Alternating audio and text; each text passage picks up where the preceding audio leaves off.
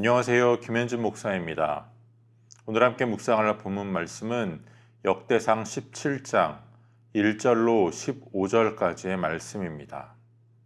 사랑하는 사람이 생기면 누구나 그 사랑하는 사람을 위해 좋은 것을 해주기를 원하기 마련입니다. 하나님을 사랑하는 사람도 마찬가지입니다. 하나님을 위하여 좋은 것을 해드리고자 하는 마음이 생깁니다. 다윗도 그랬습니다. 자신은 화려한 궁전에 살고 있는데 하나님의 궤는 여전히 장막에 머물러 있다는 사실이 마음에 걸렸습니다.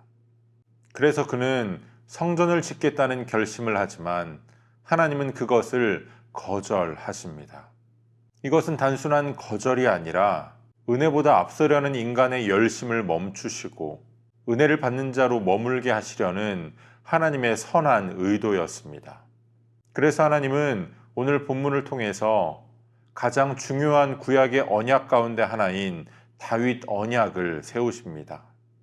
오늘 본문은 다윗이 나단 선지자에게 장막에 머물러 있는 하나님의 궤에 대한 안타까움을 이야기하는 장면으로 시작됩니다.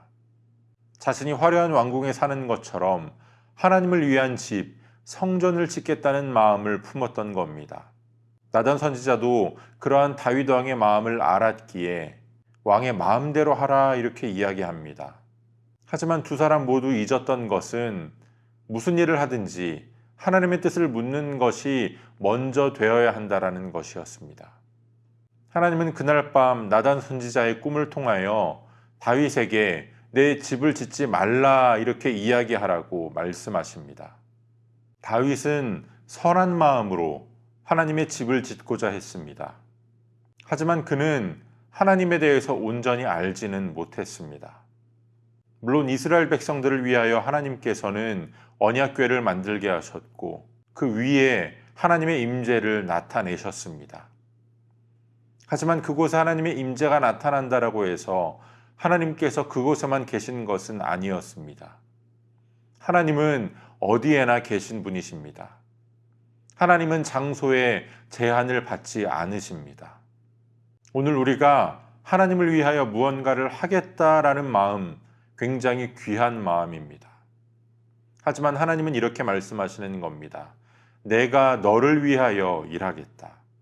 그래서 하나님은 하나님의 나라가 그의 자손을 통하여 다윗의 후손을 통하여 영원히 세워질 것을 말씀하십니다.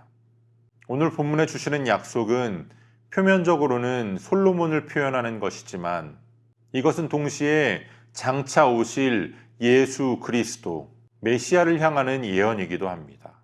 오늘 본문 가운데에 하나님이 다윗을 통해 주신 이 언약은 곧 하나님의 구속사, 예수 그리스도를 통한 영원한 나라의 약속으로 이어집니다.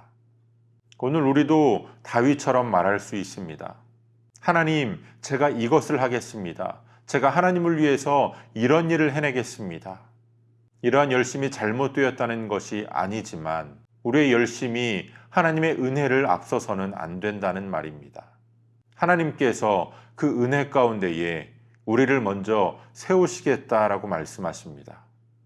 오늘 본문의 하나님은 은혜 안에서 내가 먼저 너를 세우겠다라고 말씀하십니다. 때때로 우리는 하나님을 위해서 드린 우리의 헌신을 자랑할 때가 있습니다. 우리가 받은 하나님의 은혜와 비교하면 그 어느 것도 자랑할 것이 없습니다. 우리의 열심보다 하나님의 주권을 더욱 인정하고 하나님의 말씀을 따라 언약을 따라 하나님의 뜻과 계획을 따라 기다리고 인내할 줄 아는 믿음이 우리에게 필요합니다.